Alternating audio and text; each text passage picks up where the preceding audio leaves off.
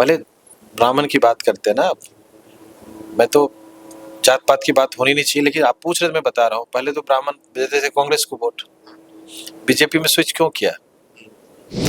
जहाँ ब्राह्मण, आपकी जगन्नाथ, मैं बता देता हूँ, आप देख लीजिए ना, बिहार में जहाँ जहाँ भी ब्राह्मण को, भूमिहार को या किसी को भी मिला है सिंबल, तो वहाँ के लोग वोट दिए नहीं किए, दिए। ये देखिए, पहले जो सहनी का वोट है एनडीए में जाता था, आज हमारे नेता को क्यों मिलता है? तो ये सब भ्रम फैलाने वाली बात है, क्योंकि हमें वहाँ बैनर पोस्टर की जरूरत नहीं है। हर घर में संजीव मिश्रा है, हर लोगों की जुबान पे संजीव मिश्रा है। ऐसा क्यों है? मतलब जैसे अगर बता रहे हैं, मैं वहाँ का बेटा हूँ, मैं वहाँ का, मेरा जन्म स्थान है। नमस्कार, मैं हिमांशु, आप देख रहे हैं news for nation. Panorama group के एमडी संजीव मिश्रा ने आज मुकेश सहनी की पार्टी वीआईपी पार्टी जो है वो ज्वाइन किया है। लंबे वक्त से जो है वो पूरे सीमांचल में इनका बड़ा नाम है और खासकर सामाजिक सरोकार के काम इतना ये करते हैं ना कि आए दिन इनकी तस्वीर जो है वो स्थानीय अखबार में छपती रहती है। और आखिर इन्होंने क्यों मुकेश सहनी की पार्टी जो है इन्होंने ज्वाइन की? चाहते तो कोई और पार्टी भी ज्वाइन कर सकते थे, चाहते तो आरजेडी ज्वाइन कर सकते थे, चाहते तो बीजेपी ज्वाइन कर सकते थे, चाहते तो चिराग पासवान की भी पार्टी ज्वाइन कर सकते थे। आखिर क्यों इन्होंने मुकेश सहनी को चूज किया, ये तो सवाल हम पूछेंगे ही, लेकिन कई आज सवाल होंगे। दरअसल इन्हें सन ऑफ मिथिला भी कहा जाता है। पूरे मिथिलांचल में इनका जो है एक तरह से लगातार कार्य कर, स्कूल चलाते हैं, कॉलेज चलाते हैं, अस्पताल चलाते हैं, और ना जाने ऐसे कौन से जो है वो सामाजिक सरोकार के कार्य हैं ये नहीं करते हैं, वो भी हम इनसे पूछेंगे। संजीव मिश्रा जी, स्वागत है आपका। बहुत बहुत धन्यवाद। क्यों चुना आपने मुकेश सहनी की पार्टी को?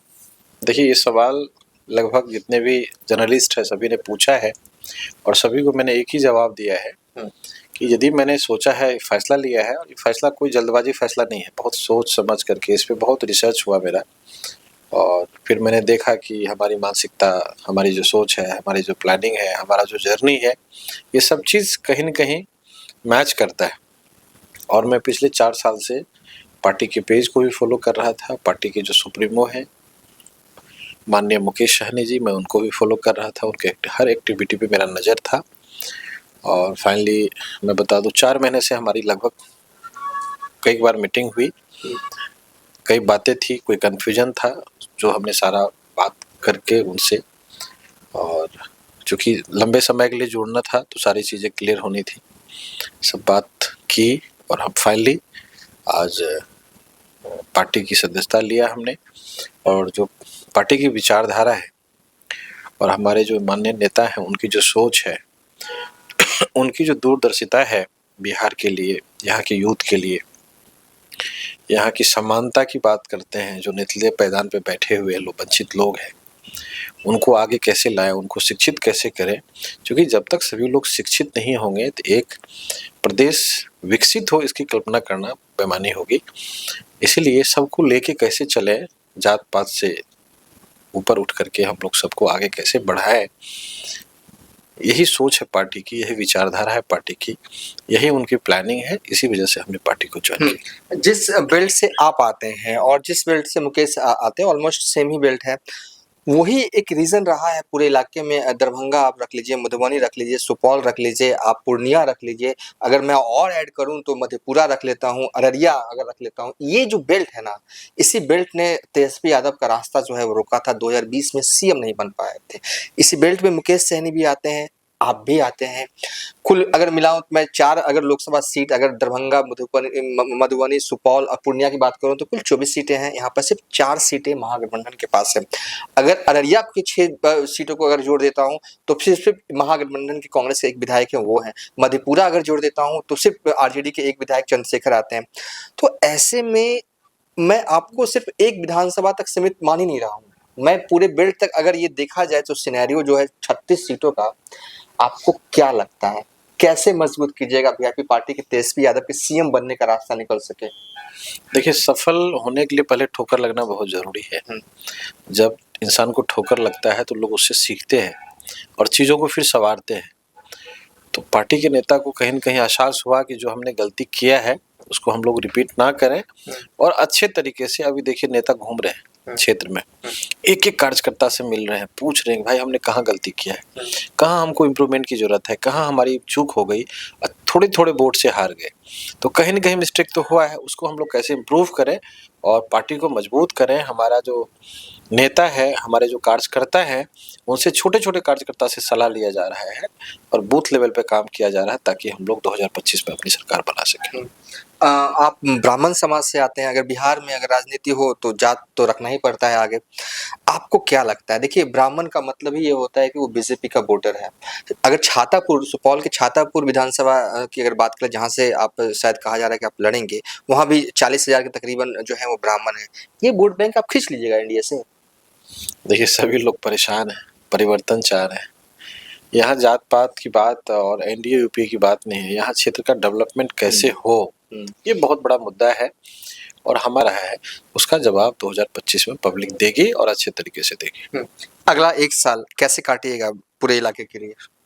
1 साल तो आज से तो मेरे लिए बहुत बड़ा ज़िम्मेदारी हमको मिली है, उसको हम पूरे मिथिलांचल में जा करके एक-एक लोगों से मिल करके, और होता क्या है, जब 10 लोगों से आप सलाह लेते हैं, मशवरा लेते हैं, तो अच्छे सजेशंस आते हैं। 10 के दिमाग से कोई काम होना चाहिए और सबसे सलाह लेकर के हम लोग अपना ड्राइव भी चलाएँगे मेंबरशिप का, पार्टी को, संगठन को मजबूत करेंगे और एक-एक सीट पे सब मिल करके कमेटी बनेगी, कमेटी मिल करके सब लोग इस पे निर्णय लेंगे कि ऐसा कौन सा कैंडिडेट हो, किस सीट पे दें ताकि हमारी सरकार बने।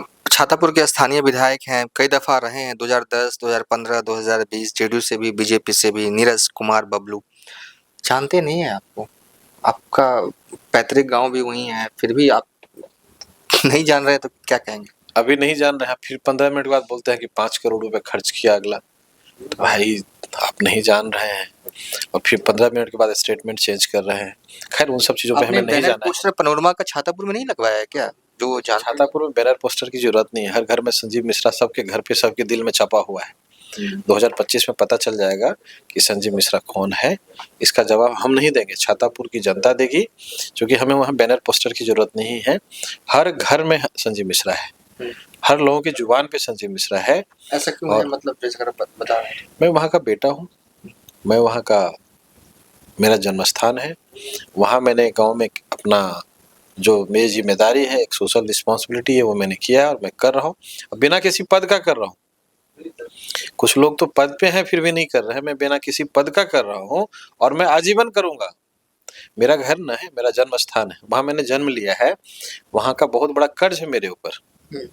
पार्टी, पॉलिटिक्स सब अलग चीज है, लेकिन मेरी जो एक जिम्मेदारी है उसको तो मैं निभाऊंगा। छातापुर का मैं बेटा हूँ, तो कोई जरूरी नहीं आज हम पॉलिटिक्स में है ना, पहले पॉलिटिक्स में नहीं थे फिर भी वहाँ के लिए काम करते थे।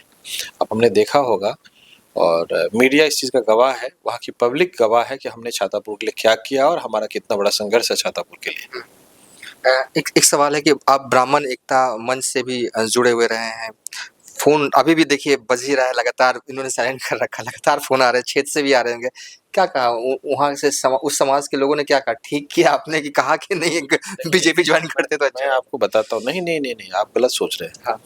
वहाँ की जनता ने ही हमें आशीर्वाद दिया है और उन लोगों ने सलाह दिया है कि आप जाइए, ज्वाइन कीजिए, किसके चक्कर में है, जहाँ सम्मान मिले वहीं जाइए। पहले ब्राह्मण की बात करते हैं ना आप, मैं तो जात पात की बात होनी नहीं चाहिए, लेकिन आप पूछ रहे, मैं बता रहा हूँ। पहले तो ब्राह्मण देते थे कांग्रेस को वोट, बीजेपी में स्विच क्यों किया? जहाँ ब्राह्मण, आपके जगन्नाथ, मैं बता देता हूँ, आप देख लीजिए ना, बिहार में जहाँ जहाँ भी ब्राह्मण को, भूमिहार को या किसी को भी मिला है सिंबल, तो वहाँ के लोग वोट दिए नहीं किए, दिए। ये देखिए, पहले जो सहनी का वोट है एनडीए में जाता था, आज हमारे नेता को क्यों मिलता है? तो ये सब भ्रम फैलाने वाली बात है।